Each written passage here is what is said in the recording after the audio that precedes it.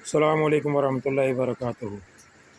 अच्छा जी, ये कासिम भाई हमारे आए हैं जी। हमारी इस बकरी को पेशाब वाली जगह पे इन्फेक्शन है जी, तो उसके लिए आम सलाइन ड्रिप और उसके अंदर पायोडीन मिक्स करके 3 इंच पाइप अंदर दाखिल किया जी हमने।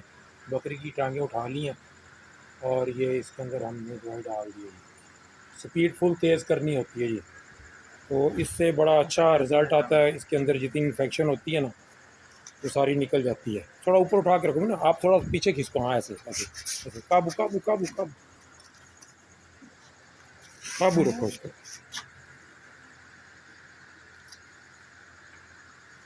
थोड़ी देर से ऊपर रखना ताकि दवाई अंदर असर कर जाए।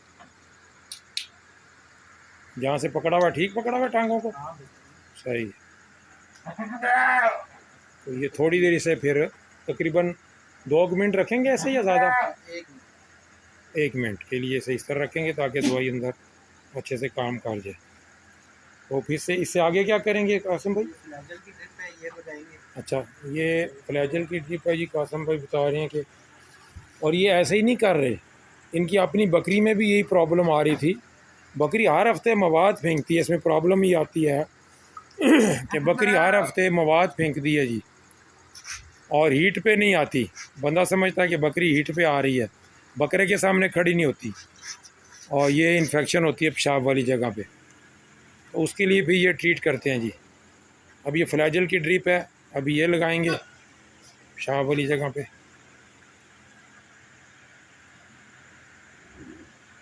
ये भी 3 इंच दाखिल कर दिए इन्होंने, और ये भी फुल खोल देंगे, है ना? हाँ, ये भी लटका दें वहाँ पे आप। अच्छा, फुल स्पीड में। ये फ्लैजल की आम ड्रिप है जी, ठीक है जी।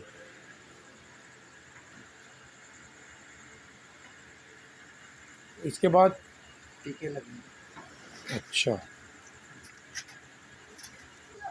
अच्छा जी, ये हमने फ्लैजल की ड्रिप भी चढ़ा दी। उसके बाद इसको हमने 1 मिनट के लिए इसकी टांगें खड़ी करके रखा है जी।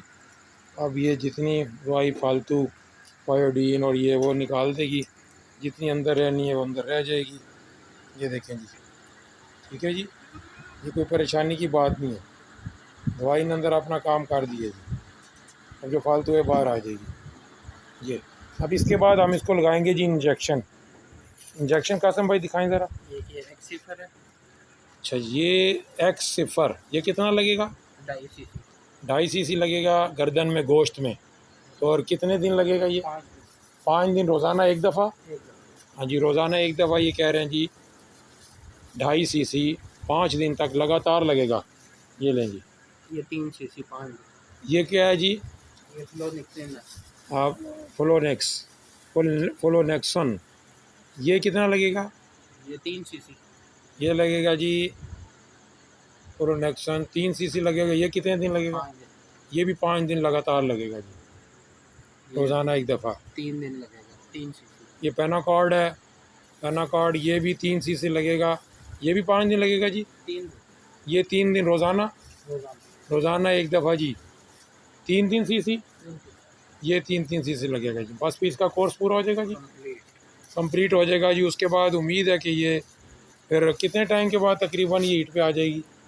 वही अपना 21 दिन के अंदर। वही जो इसका टाइम है, और जब भी फिर अपने टाइम पे हीट पे आए प्रॉपर हीट पे आएगी तो फिर इसे क्रॉस करा देना या हीट ज़ाया करनी है? करा भी दें, कोई टेंशन नहीं। अच्छा, चलें, बहरहाल क्रॉस करा दें या हीट ज़ाया करके अगली पे करा दें, वो आपकी मर्ज़ी है जी। उम्मीद है आपको हमारी ये मालूमाती छोटी सी वीडियो पसंद आई होगी।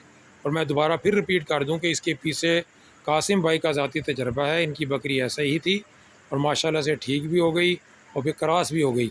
अब अल्लाह से दुआ है कि वो ठहर जाए और अच्छा रिज़ल्ट दे दे, ये भी हमारी बकरी ठीक हो जाए। ये बहुत अच्छे दूध की बकरी है जी, दोगली नस्ल की है ये, राजनपुरी और मक्खी चीने का क्रॉस है जी। बहुत अच्छे दूध वाली बकरी, बहुत अच्छे बच्चे देती है।